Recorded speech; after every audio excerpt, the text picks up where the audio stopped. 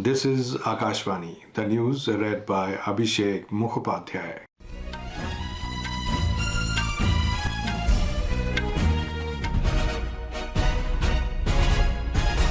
The virtual G20 summit will be held under the chairmanship of Prime Minister Narendra Modi this evening. Briefing media on the summit, G20 Sherpa Amitabh Kant said during the closing session of the New Delhi G20 summit on 10th of September, Prime Minister had announced that India would be hosting a virtual G20 leaders summit prior to the conclusion of India's G20 presidency. Leaders of all G20 members, including the chair of the African Union, has been invited in the summit. 9 guest countries and heads of 11 international organizations have also been invited. The virtual summit will take forward key and select outcomes and action points from the New Delhi summit, as well as review developments since then. The deliberations of the second Voice of Global South summit held on Friday will also feed into the discussions. India and Australia have recommitted themselves to empowering the Quad to partnership regional and global good. The joint statement issued after the second India-Australia 2+2 ministerial dialogue held in New Delhi condemns terrorism in all its forms and manifestations. It says both sides are committed to continue working effectively through diplomacy, defense and development activities. Raksha Mantri Rajnath Singh and External Affairs Minister Dr. S. Jaishankar held the second Indo-Australia 2+2 Foreign and Defence Ministerial Dialogue with the Australian counterparts Richard Marles and Penny Yong on Monday. As just 2 days are left for electioneering, the Rajasthan Assembly elections, star campaigners of all parties have put the full might into the campaign. Prime Minister Narendra Modi today addressed a rally in Sagwara in Dungarpur district. Attacking the state government on the issues of corruption and paper leaks, he said that the paper leak mafia has ruined the future of the youth of the state. Senior BJP leader Amit Shah addressed a public meeting at Jaitaran, and Chief Minister of Uttar Pradesh Yogi Adityanath campaigned in Jodhpur. On the other hand, senior Congress leader Priyanka Gandhi has reached Churu to address the public meeting.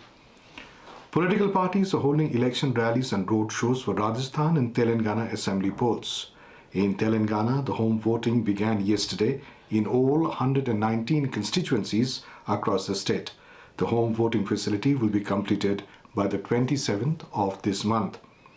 Union Minister for Road Transport and Highways Nitin Gadkari has stressed on the need for devising developmental projects keeping in mind the ecological and environmental aspect.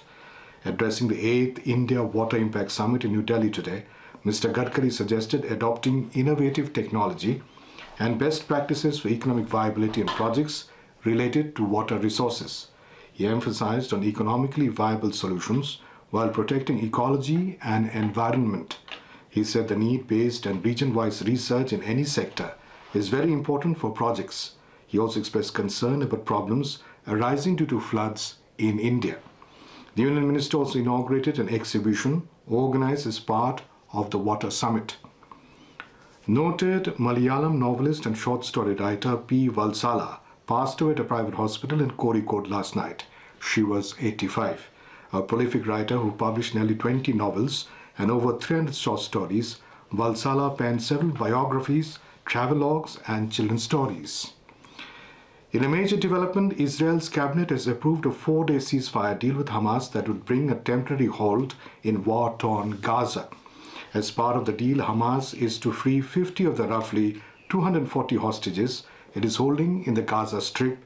Israel said it would extend the ceasefire by an additional day for every 10 hostages released. The first release of hostages is expected tomorrow. Israel has also agreed to permit additional fuel and large amounts of humanitarian aid into Gaza.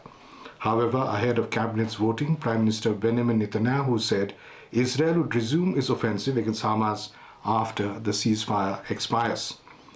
In badminton, Indian badminton sisters Rutuparna Panda and Shwetaparna Panda will compete against China's Zhang Shuxian and Zhang Yu in the women's doubles event of the China Masters Badminton Tournament. And that is the end of this news bulletin.